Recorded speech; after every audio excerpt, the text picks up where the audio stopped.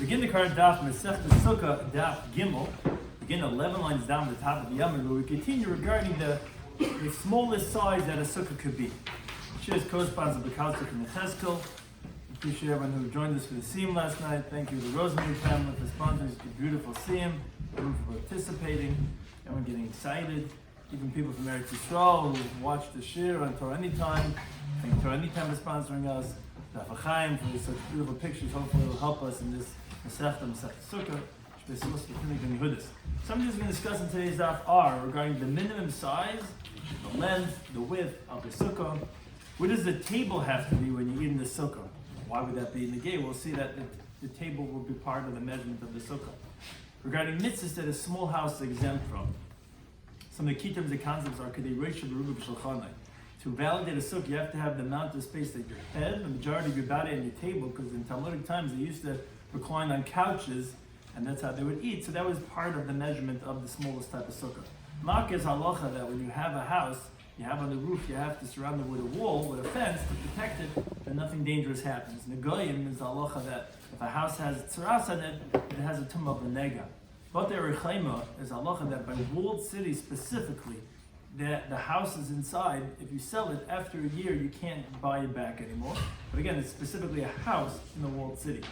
Is the halacha that if someone that's a soldier that just bought a house and he didn't get a chance to inaugurate it yet, he doesn't go to fight in the war. But again, as we'll see, it's going to be specifically a bias. So the Rebbe Chatzeris is the halacha that in Talmudic times they would have their houses open up into a common courtyard. There they would take food from everybody and put it in one of the people's houses. And it's like everyone lived in the same house. To advice, a similar thing just on a larger scale. Those courtyards then opened up into large alleyways, and then they would take from each courtyard to put it into one of the courtyards, and like as if everybody lives in that courtyard, so they could carry throughout the whole area. And Ibr bin Shtei Ayaris is halacha that when you have something extending, let's say a house between two cities, that will consider as if the two cities are one. So begin the current daf, 11 lines down at the top of the Yomim. Amar Rav Shmuel by Yitzchak says halacha. The halacha is halacha is that a sukkah has to contain your head, majority of your body, and your table. That's how big the sukkah has to be. So only Rabbi said to Rav Shmuel by Yitzchak, come on, who are you saying like Kibei Shammai? Because Rashi points out, if it's like Beis Hillel, the Gemara brings later on the Chav Chesed Medal, he doesn't require that your table has to be in the sukkah. This that you tell me have to be the size that your head and the majority of your body and the table have to be in the sukkah. That seems to be like Beis Shammai. We don't rule like Beis Shammai, like the school of Shammai. We rule like Beis Hillel. So Malay says, come on, then rather like who? Basically, we're saying rhetorically, yes, I rule like Beis Shammai. Ikitami, those that say a slightly different version. Amr Dababi says, who are you saying like? Malay says Beis Shammai. He really tells me, yes, I'm going like Beis Shammai. And then remove from this, and Tais actually points out from Rav Amram that 6 places in Shas we find that we like Beis Shammai, and this is one of those places that regarding the size of the sukkah.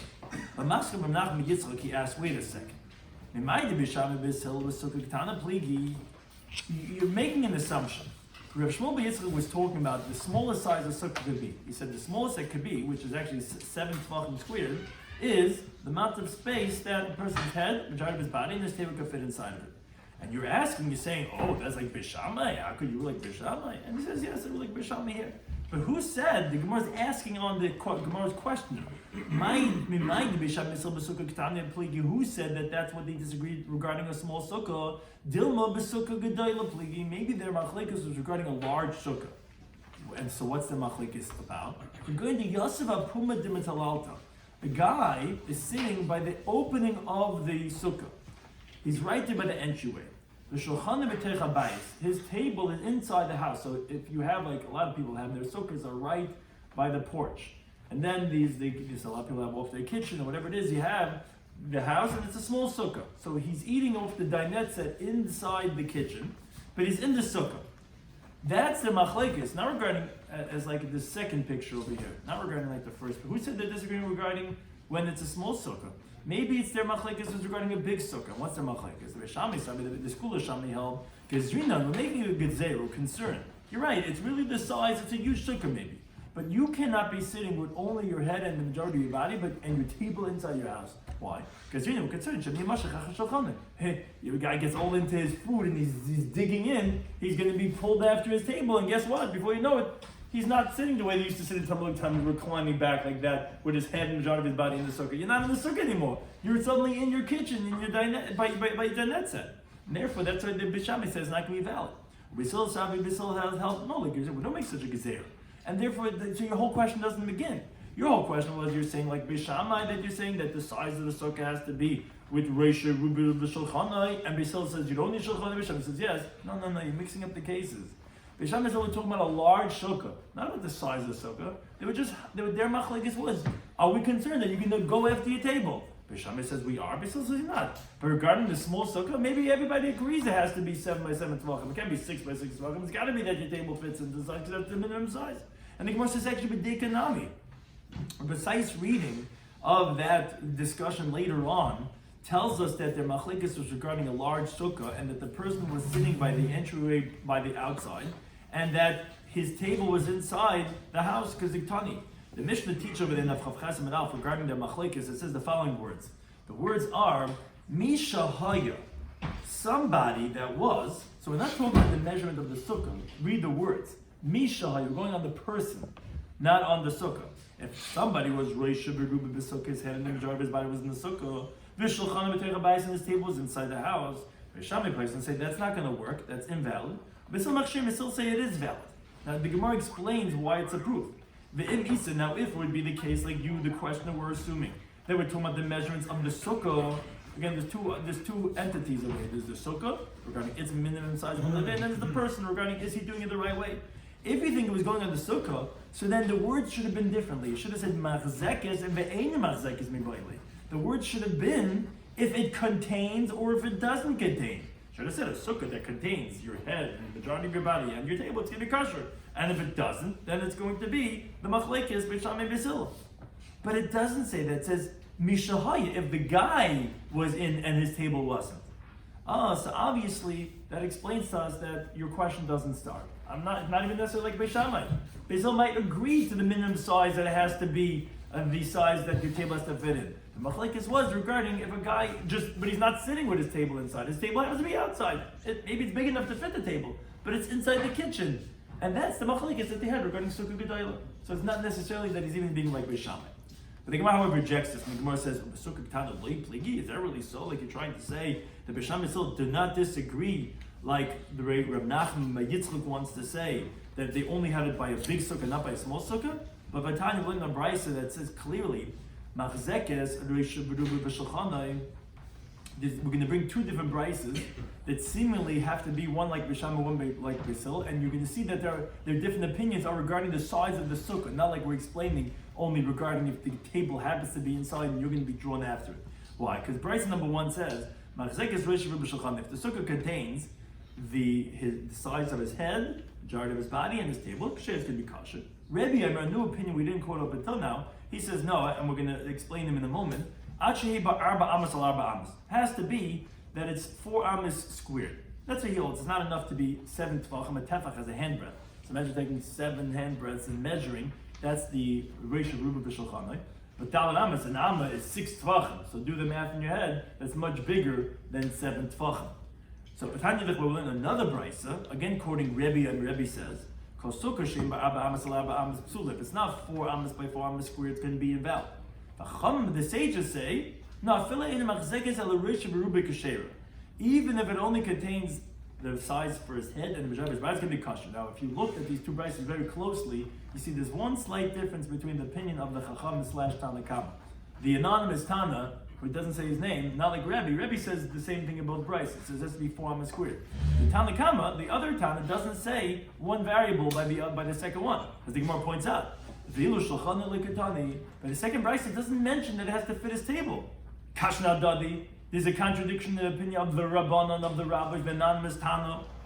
Says the Gemara, obviously, the brisa that said it has to fit his head and the majority of his body on the table is Beis Shammai. He's going like Beis Shammai. The brisa that said that it's enough with Reisha Berubai is Beis Hillel. So you see that Beis Hillel must be disagreeing about not only the case of the Sukkah Gedayla, but also regarding the case of the Sukkah Ketana, about the size, And therefore he said to him, who are you saying like when you're saying it has to be Rosh Ruby Vishulchan and this table, that's how big your sukkah has to, the pop-up sukkah that you're making has to fit also a table. That must be like Bishamai, because we see that not only disagreeing regarding Sukkah Gedolah, also disagreeing regarding Sukkah Ketana. And Omar Zutri says, Masnit, the Mishnah later on, actually Namideka is actually precise that they also disagree regarding a small sukkah, which is regarding the measurements of valid or invalid, which is obviously going on the sukkah, because the words over there are Bishamai Paisel, or still Machshirin. Now, the Isa, it would be the case that you're discussing the person, not the object of the sukkah. If the machlek is only regarding the sukkah gedolah, which is not invalidating the sukkah, just you're not doing it right because your table's in the kitchen and we're concerned you might be drawn after it, then the word should have been different. It should have said b'sham lo yatsa, b'sham yatzmi. They should have said if you fulfilled your obligation or not. So obviously, for the fact that it said that Pasal or kosher, it was going on the sukkah. Now, that means to say you're qualifying the size of the sukkah, and therefore, like we see that, the machlokes is not only a sukkah gedolah, by a large one, if you fulfill your obligation, maybe by a small one, if it is a valid sukkah or not. But then the Gemara says, wait, didn't you already tell me they cannot be that the machlokes is regarding sukkah gedolah? So the Gemara says, veli kasha, but then you have a difficulty. The words I thought you told me are mishahaya. You told me the words in the Mishnah there are mishahaya. If someone was with his table and his head, and you're saying it's about him. And now you tell me the words are meduyik, that they're precise to be, it's about the sukkah. You're saying pasal kasher. So which one is it? Are they there's only one machlekes b'sham misil. Are they disagreeing regarding a large sukkah or a small sukkah? Some of the words by mishahaya sounds like you're talking about the person. But then you're telling me regarding the words of kasher and pasal sound like you're talking about a sukkah ketana. So which one is it? So the Gemara says, lo pligi. You're right. There's actually two disputes between b'sham misil and pligi b'sukkah ketana. They disagree regarding a small sukkah, and pligi b'sukkah ketana disagree regarding a large sukkah. But for next time, there are words missing. So although it sounds like there's only one machlekes, one dispute, there's actually two machlekes. This is how you're supposed to read the Mishnah later on. So it's two different cases, splitting it up. If someone had that his head and the majority of his body was in the sukkah, but his table was in the house, that's the sukkah gedolah case. It's talking about him. Did he do it right? Bisham says you didn't fulfill obligation. Says yes, you fulfilled obligation. We're not concerned for this gazere that you might come to reach over to the table which is inside the kitchen. But then it talks about the sukkah ketana case. The she'ein machzekes. These are the words that are missing. The she'ein machzekes like the reish rubel bulvad. But if let's say the sukkah, forget about what you're doing. Let's say it only contains. Let's say that you don't have a table, but it wouldn't fit the size of the table. It would only fit the size of your head and majority of your body. That's where another machlek is b'sham place, and b'sham says not valid. Basil machshir and Basil says it is valid because that's another machlekes they have. So two different machlekes, and one's regarding the size, which is what's considered as a sukkah, and another machlekes regarding abu gezerah. We concerned even if it's a huge sukkah, a rebbesh sukkah, but the table happens to be in the shtib where he goes when he davens, and that's where he has his special table, the golden table, and he's right there by the opening, and he's leading up. That we say. That's also machlekes b'sham misel, a very separate halacha. Now the Gemara says, based on what we had brought, because we had brought Rebbe, he was a different opinion. We had machlekes b'sham misel. Does it have to be 6 tvachim, 7 tvachim? Does it have to be reish b'ruboy or reish b'shulchanai? We also mentioned Rebbe who said much larger shiur. He said it has to be 4 by 4 amas squared. So based on that, the Gemara says man tan lo hadur tan rabban. Who's the tan of the following brayso? The brayso says, if a house is less than 4 amas squared, so then, and again, like an amma, let's say the larger shiur is like 2 feet. So it would be 8 feet squared. So if you have a house that's smaller than that, put them in the mezuzah. You don't have to put on a mezuzah on that house. Umin a makkah, it's exempt from a makkah, which is like we said when you have a house, put them in the mezuzah. Right, so and also like we said, a makkah is when you have to make some type of fence on the roof. If you have access to the roof, you have to put on a fence, which Gemara is going to explain all these reasons of why it's exempt from these halachas. Then the goyim, it doesn't have, let's say there's a nega of tzaras, there's like affliction, there's leprosy on the wall. So it doesn't have the halacha of a nega, which you have to close the house off and all that. And neither is it conclusively sold if it's a house in a walled city. Meaning you could redeem that house forever, and let's say if you didn't redeem it, it goes out by Yebel, comes back to you, like other land that's not a building, because it's not considered as a bayit, it's not a bati or a chayim. So too, the halacha is, as it says in the Devar Chav, if there's a person that built a new house and they're going out to war, if he didn't get a chance to inaugurate his house, he comes back from the war to start off his house, he doesn't come back. It's not considered as a house. And so to ve'ema arvim bay, as Rashi explains, that the custom was that their houses will open up into a common courtyard, and many houses will open up into one courtyard. And from that courtyard, they would go to Rosh Hashanah. So it comes out on some level, even by a co-op, the wording they say is common area. That's how they call the certain area. So a chutzner was the common area to all of them. Now, the problem is, everyone's house is individually for his own apartment. It's just for him. So Chum said, it's a rabbinic law, you're not go out from one domain to another domain, even though it's really halachically Rosh Hashanah, without an Eruv. What's an Eruv? Eruv is the word of joining together, that all the domains join together to be like one Rishut. So they made that every single house in the courtyard should join together with a piece of bread, and put it into one basket, and they put that basket into one of the houses, and then it's like as if they all live in that same house, and it's all like one big happy family. Now, that's what the Bryce is telling us over here, that this house that's not even, it's a little dinky house, it's less than 8 by 8 feet square, that you don't have to join in and put the bread into the air because you're not going to be considered as a house. Meaning, if we have to have every single house joined together, you're not even a house. And also, which is a very similar halacha called shitufim mavayis, which Chum instituted on every single courtyard that opens up into a mavay, into a common alleyway. The halacha is that just like we made an Eruv for the house, again, sometimes the word is confusing because we have shitufim mavayis, we call it an Eruv, we call different things. Colloquially, it ended up changing the words that we say. But halachically, a shitufim mavayis is that when you have many courtyards, again, Talmudic times the setup was different. That the house opened into the courtyards, and the courtyards opened up into the alleyways, and the alleyways opened into the public domains. Now, in the urban areas, we have it very differently. But just like you made an area for the house of the courtyard, so too they made that every courtyard should join together for the alleyways as if we're one. That's called shitufim mavayis. And that's what the Brite's saying, that if this small house opens up to a courtyard in the mavay, in the alleyway, and there's no other house over there, he doesn't have to join together with the shitufim mavayis. He doesn't have to give anything because he's not considered as a problem. He's not considered as a house that would not be part of the Eruv, what we call shitufim mavayis. Now, additionally, the imanichim by Eruv. You cannot put the Eruv of the chutzner after you collected. You went around collecting from everybody. We're collecting for the Eruv. Everyone has to give bread, give some matzah, and then they put it into one person's house. They can't put it in his house. It's got to go into one of the houses in the courtyard. You can't put it in because it's not a house of the courtyard. So it says you continue to base. They ain't oisen ibur bin shtei ayaris. You cannot make it as a connection for an extension between two cities. What this is referring to, Rashi brings from the Mishnah Masechtas Eruv and Zayin Mid Aleph. The halacha is that when you have two cities, you give an area called a karfef between the two cities. Meaning, it's actually different. Tanaic opinions Tais discusses it at length. But if, let's say, each city has beyond the city limits, it has 70 amas and a little bit, and the other one also has 70 amas a little bit. So that is called a karfef. And if those two karfifas, which is basically an area of land that's considered as an extension of the city, if they overlap, they become like one. Now, additionally, so if you have these two cities that are separated from each other a little bit more than 141 amas and a third, so it's just missing the overlap. And this is how Rashi explains it. And in between there's a house. So it comes that house is within both city limits, 70 amas and 4 tefachim to both of them. So then it's going to be like a link extending those two cities. And the reason why it's called Ibur is like a pregnant woman, Isha Ubara, that her stomach sticks out and like it's connecting them as if it's one. So it's making the two cities as if it's one.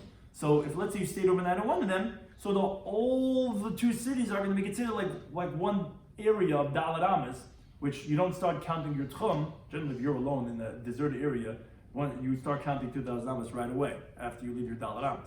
But here, when you're in the city, the whole city is like Dalet Amas, and now even the other city is also like Dalet Amas, and you start counting 2,000 amas from beyond the second city. But if the house is less than Dalet Amas, then it's not going to be considered significant to combine them because it's too small. It's not considered as a house. Taisus discusses that. He comes up, he doesn't like that. He says you shouldn't say between two cities, but that's the basic halacha, the way Rashi's saying it. And so too, you can't have brothers or partners dividing such a house. Which the assumption right now in the Gemara is, in the beginning, is that each one cannot force the other one to divide because you don't have enough to shear it. It's not big enough to split for the two of them because it's too small of a house. If it would be bigger, then you could say, you take that out, I'll take that out. But let's just say it's too small for that. Okay, that was the brisa. We're going to explain the brisa in a second. But the Gemara says, oh, who's the time of this brisa? Leimer Rebbe. Let's say this is going like Rebbe. Why is this going like Rebbe? This is actually that picture that we had of the two cities of, so you see that these are the cities and this is the house that would be overlapping. And the reason why we said it's not, in this case, is because it's less than Daled Amas. It says the Gemara, Leimer Rebbe, let's say it's like Rebbe who doesn't consider a sukkah less than Daled Amas. As we said, that what's the minimum size of a sukkah? He says Daled Amas. This seems to be the same theme as this price, and that if an edifice, if a structure is less than Daled Amas, not valid, and below Rabbanan, let's say it's not going like Rabbanan, because just like they say that a sukkah is going to be valid with Rosh Hashanah, B'Shulchanai, obviously we see that it's considered a dwelling, even if it's just 7 tefachim, which is almost like a quarter less than how much Daled Amas is. So obviously it's a dwelling, so the same would be even for the halachas of a bais. It doesn't have to be Daled Amas. Says the Gemara, no, it's not a rai, it's not like Rabbanan. Filtem Rabban, you could even say that the price is like Rabbanan. Why could you say that? Because Ad Kam Lekam Rabbanan, and the gear says Hacha. We don't say the Rabban over here that it's going to be kosher even if it's just 7 tefachim elin sukkah. It's regarding the halachas of sukkah.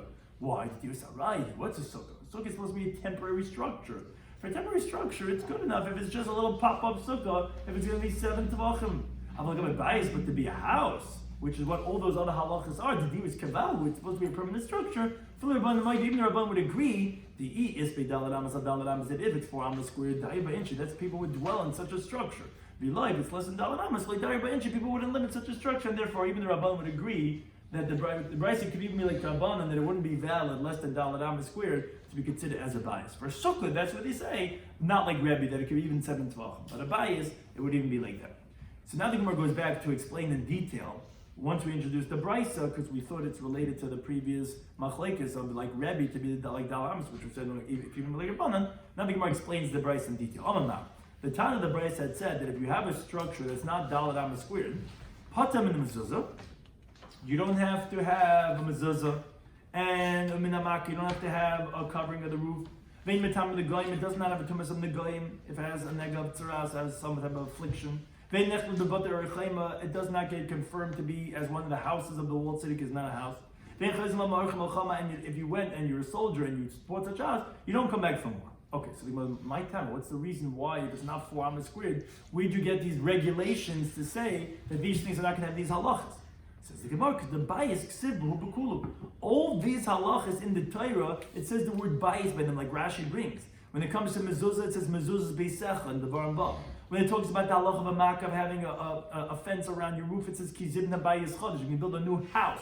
It says regarding the halach of negoyim and the yikri dal uvashaloi habayis. If the guy who has a bias is going to see there's a negative tzaras in it.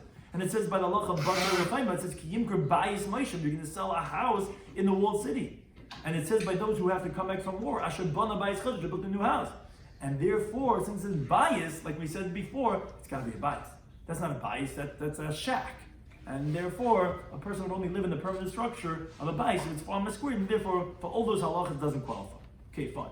But let's move on to rabbinic law. The following are not, they don't say bias around them, they're actually rabbinic law. We said, ve'ema arvin boy, we said neither can you go ahead and, the guy does not have to join into the Eruv, and ve'ema shtatim boy, neither does he have to join into the shetufim voice, which is the larger area of all the courtyard.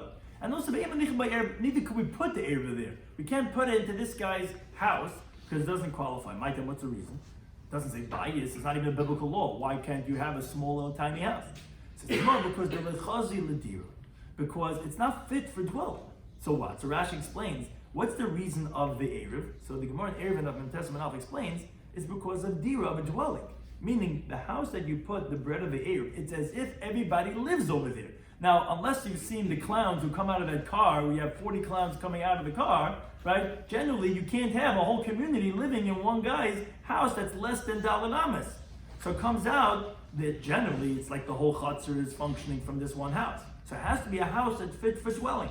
Now, so too, the bread, he doesn't have to give to join into the shituvim b'vayis, because since it's not called a dira, So his dwelling is not making it problematic for the members of the courtyard to say that, oh, he didn't join the Eruv. We're not all joined together. We need unity and harmony because like we're all living in one place. He's not. It's like a common area. It's not a singular area. No, because he's not in like he lives over here. He's not even a squatter. Doesn't even have a house. Every house has to join. His house is not a house. So therefore, on both levels, one that he doesn't have to give, and one that we can't put it inside of it because it's not chazal dira. Tais discusses other mandama that if it's a kinyan, says even that mandama Shmuel says it also has to be royal dira. And since it's not fit for dwelling, it's too small. Therefore, it's not going to have the halachas of Erevin with it. Now, the Gemara makes the following dik. Interesting. The Gemara picks this up from the Brisa. It said eruv chatzeres imanichem. We said that this house is too small to put the eruv of the chatzeres inside of it. Avol but Shitav manichem by the Gemara makes an interesting deal. When you spoke about that he doesn't have to join in the Eruv, you mentioned both the Eruv Chatzeris and Shituv Mavais. Again, if you think in concentric circles, the Shituv Mavais is the same thing as Eruv Chatzeris, just on a larger scale. So he said he doesn't have to join because he's not even a member. He doesn't even have a house. But when you spoke about where you could put the Eruv, you only said you cannot put the Eruv Chatzeris in his house, but you didn't say you cannot put the Shituv Mavais in his house. So the Gemara says, my time, why? What's the reason? Why didn't you say that? Sounds like that. Sheet of manichem boy. That you could put the sheet of mavois in his, whatever you want to call it, you don't call it a house, call it whatever you want to call it, but it sounds like you put it in. Might tell what's the reason. It says, there's a lot of halachas from Eruvin over here, but the halacha that the Gemara is saying is, his house is no less than a courtyard in the mavoi, which is not roofed. Here also, even if you would remove the perimeter and his roof, as if it's not here, because you tell me his shack is too small, it's less than $1 on the square. But so it comes out that his shituv mavois that you're putting in his courtyard is in the open air of the courtyard. That's okay, because you're allowed to do that. Did not like we're doing, which is actually a brisa. The brisa says like this: in Ruben Chatzeis, we're actually going to quote something. We're going to ask a question on it.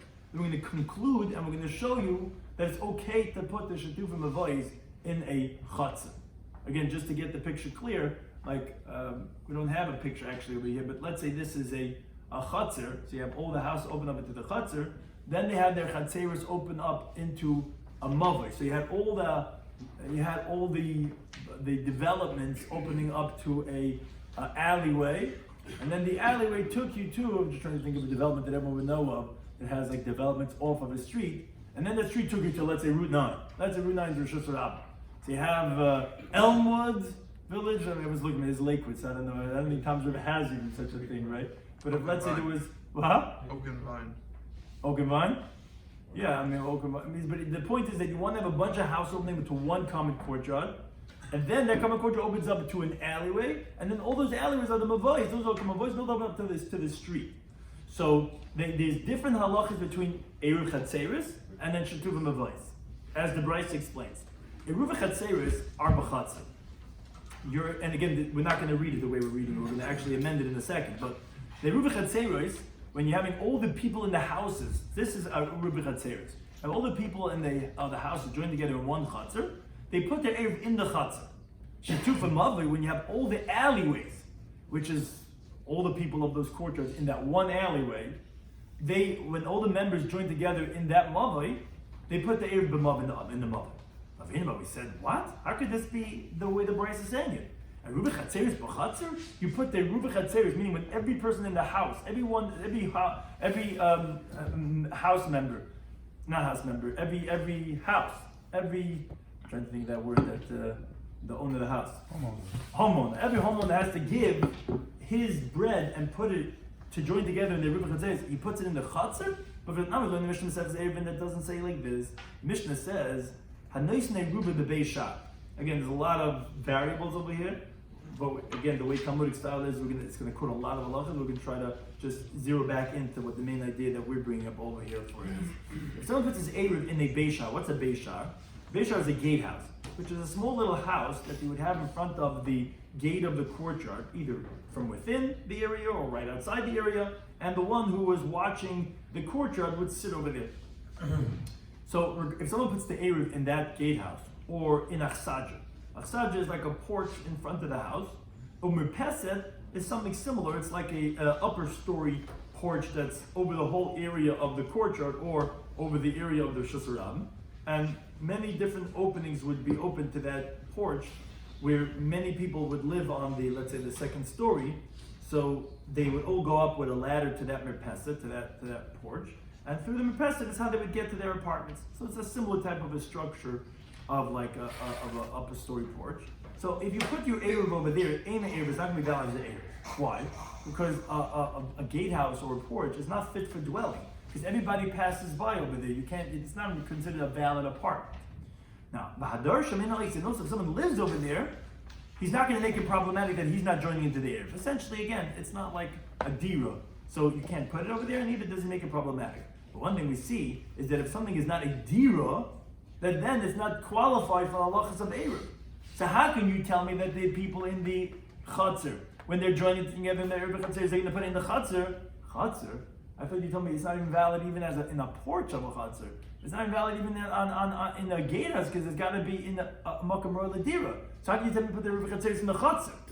So the Gemara says you're right. Elaima, rather you have to read it like this. A Eruv chatzar is bebayish of a chatzar. Where do you put the Eruv chatzar? When it says you put it in the chatzar, it's not in the airspace. It rather means in one of the houses in the chatzar. So, well, of course. So, what are you coming to exclude then? If you're saying in the chatzar, we're coming to exclude a house of another chatzar. That's what we're saying. When we say the Eruv chatzar is b'chatzar, we mean in this chatzar and not another chatzar. Because if you put it in a different courtyard, it wouldn't combine. Even though we're all together, we have a PO box, and we have this is the association, Eruv. We're all in the same area. It doesn't make a difference. It's got to be in this courtyard. It can't be in another courtyard. But it doesn't mean that you put it in the courtyard itself. You put it in the house in the courtyard. We just said in the courtyard to tell you that this one and not in a different courtyard. So to b'shituvim avayis, when we say that the shituv of the mavay, you put in the mavay, what we meant to say was the chatzar sheba mavay.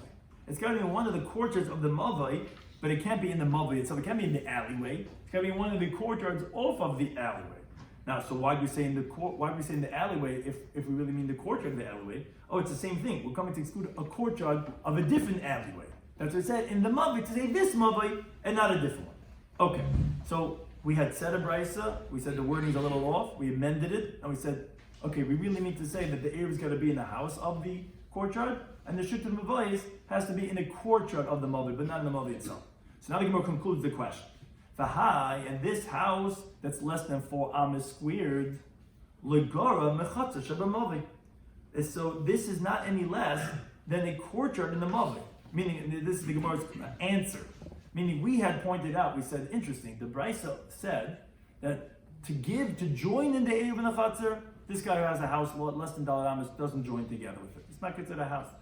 But when we said about where you could put the Eruv, we said you cannot put the Eruv in his house, but we didn't say you can't put the Shituv Mavayis in his house. You know why? Because Shituv Mavayis doesn't have to be in a house. It has to be in one of the courtyards of that Mavayis. And the reason for that is because the Eruv of a Chatzar is to join together all the homes, to be as if they're all dwelling in this guy's house. So you have to have a house that's fit for dwelling, which we said has to be the minimum of 4 amas squared. But Shituv Mavayis is not to join together the Chatzeros. A Chatzar is not a place of deer. You don't dwell in your courtyard. So therefore, when you're putting all the food together, it doesn't have to be in a place that's fit for dwelling. It just has to be in the airspace of the chatzar, and that would be sufficient. And it has to be protected area. And that is like all the chatzeros as if they have the utility in the same area. But it doesn't have to be a place where you could live. And that's why the Brisa was not saying that you can't put the sheet in mavois. And this guy who has a 2 amma house that's weird, you could put the sheet in mavois because it doesn't have to be in the house. It could be as long as it's in someone's chutzner. That's what we didn't say. That was the dig the Gemara was making the Brisa that sheet in mavois you could put into that guy's dinky little house because you don't need a house. It doesn't have to be a mokum or a dira. It just has to be mokum amishtameres, which is in that guy's chutzner. Fine. Then we said also the other halacha. Dein oisin oisei ibu ben shtei ayaris. We said that this house is too small, so it's not going to serve the function of connecting 2 different cities to say as if they're one.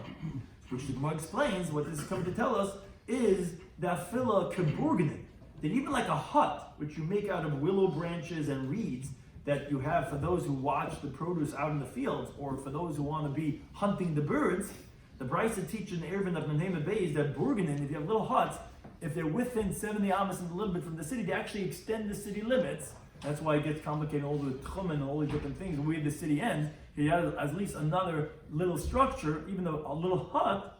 So that's what the Gemara is saying, that even like a burgundy limit should be law. This house is less than Dalam squared. We're not even going to treat it like a little hut that the animal hunters, that the bird hunters have. It says, well, my temple, why? Why would a small house, but it's a real house, A guy just like lives in a little box. Why is it worse than a hut? So the Gemara says interesting logic. Burganin chazal l'masai. The hut is fit for its function. What does a hut work as? To stay for one night for one person. That is the function of a hut.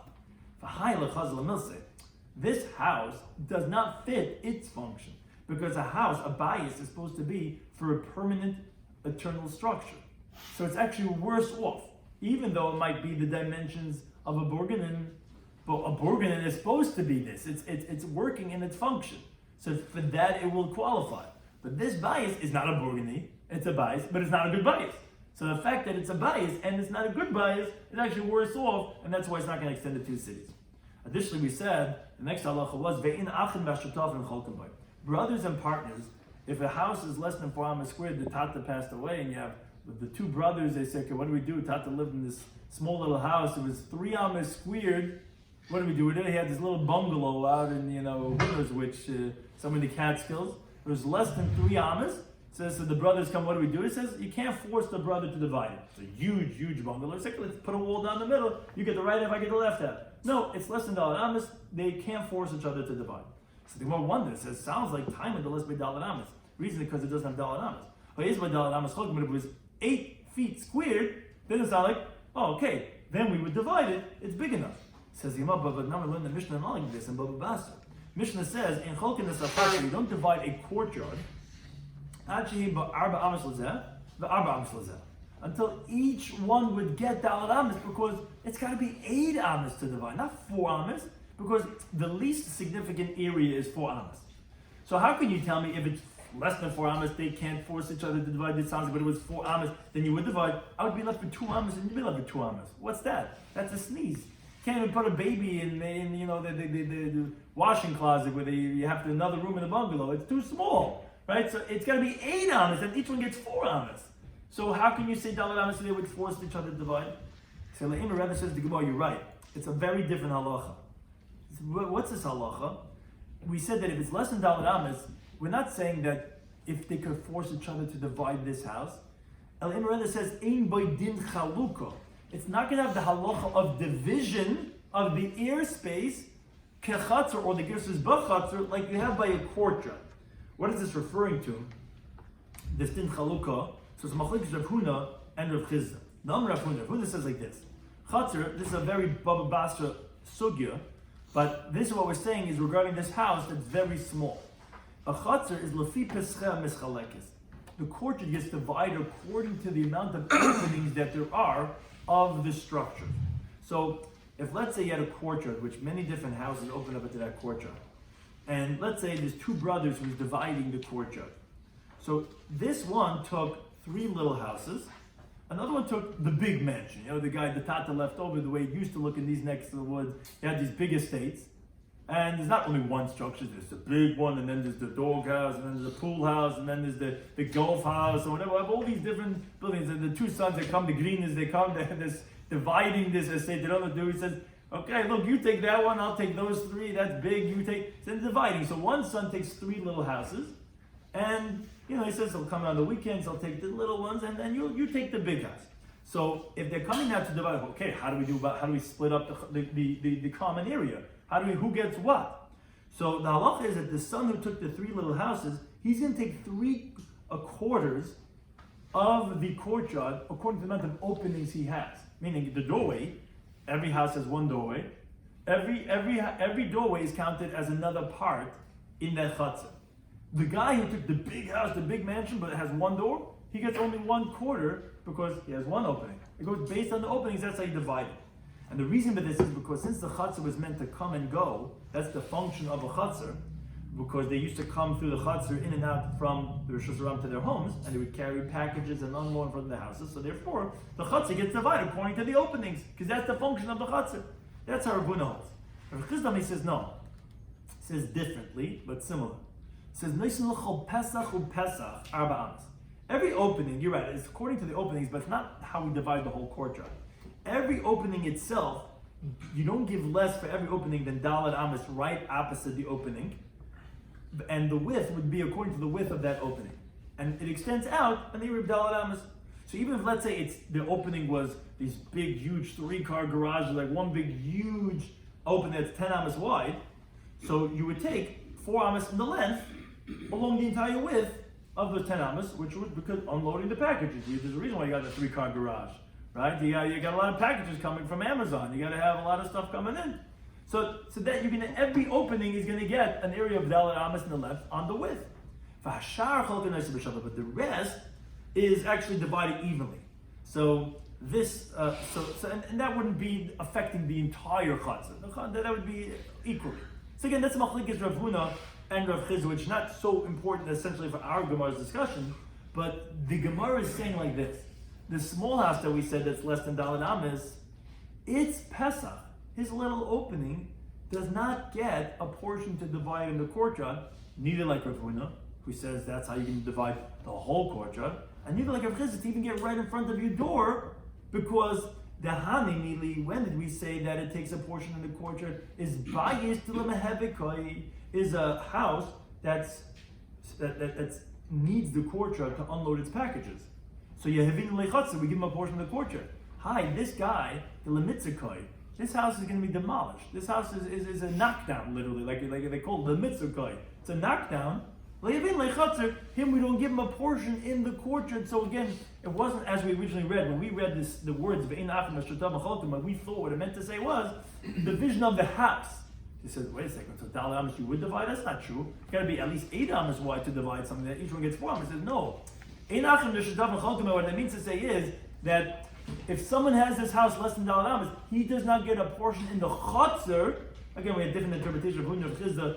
Are you dividing the whole chutzah based on that, or at least the areas in front of your doorway that you get a portion in the chutzah? But that's the thing, if this structure is less than Dalet amas, you're not even going to get anything in the chutzah, because you're not considered as a bias to have considered as a pesach, because you're a knockdown, and therefore those are the halachas. What we said in the Bryce that we said that if the house is less than 4 amas squared, you're not going to have those halachas. Some of them were because it's not considered as a bias. Some of them were because it's not fit l'dira, and this halacha we said is also it's not considered as a structure in the chutzah to bring in and out packages, because it's not even considered bias, and that's what the Bryce which we said could even be like Rabbanan, not even like Rebbe, because the Rabbanan say it's only going to be Zayin Tvachim, Rish Shulchanai, which that's machlekes b'Shabbos we pointed out by Sukkah Gedil and Sukkah Gedana. That was only by a sukkah, but by a bias I would agree it's got to be more permanent structure. It's got to be Dalet amas, but Dalet amas I think at any time for those things.